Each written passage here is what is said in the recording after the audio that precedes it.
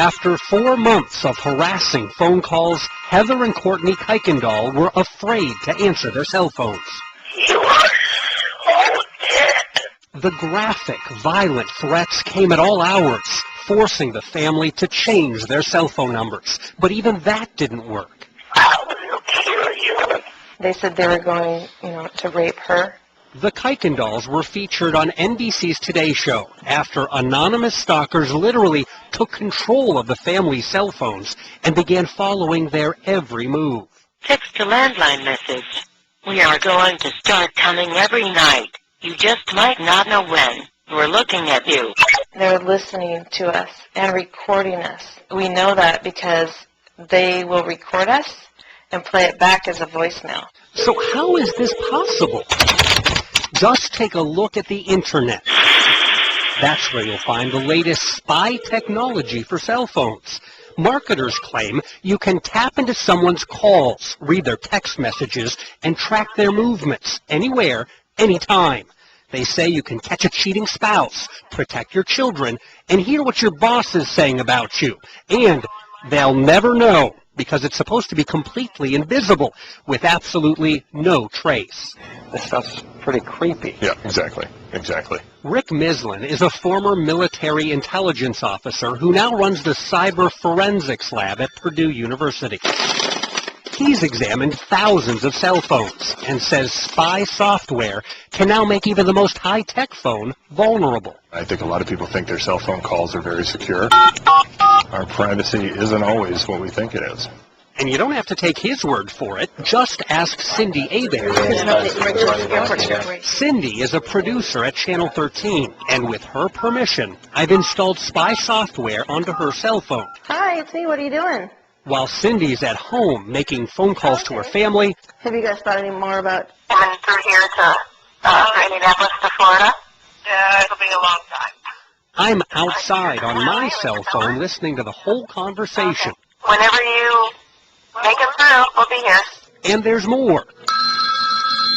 Every time Cindy makes or receives a call, Eyewitness News, this is Cindy. My cell phone lets me know. It's a text message telling me she's on the phone so I can call in and listen.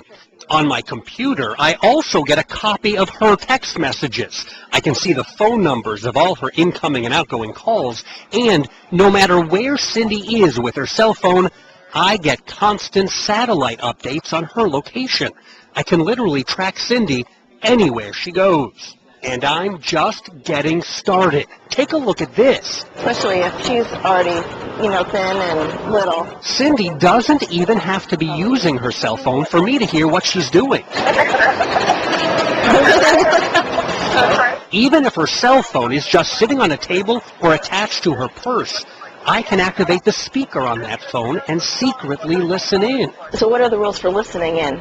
That means while Cindy is meeting with our station attorney up on the 36th floor of that downtown building, and does their intent matter? I can hear their conversation even though I'm 4 miles away. I'm eavesdropping on them from the city's north side. And I can hear every word. Or today, yeah, as long as you can do all those kind of things, you can use that as evidence. Doing this without someone's permission is illegal, but it's still happening. The technology is there. It's been there for a long time. It's accessible. It's done all the time. Tim Wilcox is a private investigator in Indianapolis. He says people really are using cell phone spy programs, and every day he gets letters and emails from those needing help. There's only two people. One wants to bug somebody, and the other has been bugged and is worried about how it's being done and how to find out and how to stop it. The harassment did stop for the Kuykendalls, but only after they brought in police and the FBI. While authorities never figured out who hijacked the family's cell phones, security experts say the case serves as a powerful lesson for the rest of us. Your privacy isn't your privacy. It is exposed. It is exploited. Okay, that's what I just worry about there. So, how can you protect yourself? Well, for starters, don't just leave your cell phone lying around where anyone can get to it. Install a password on here to prevent others from accessing your phone. And when you're not using it, go ahead and turn it off and actually take out the battery. We've got more tips for you at WTHR.com. I'm Bob Siegel, Channel 13 Eyewitness News.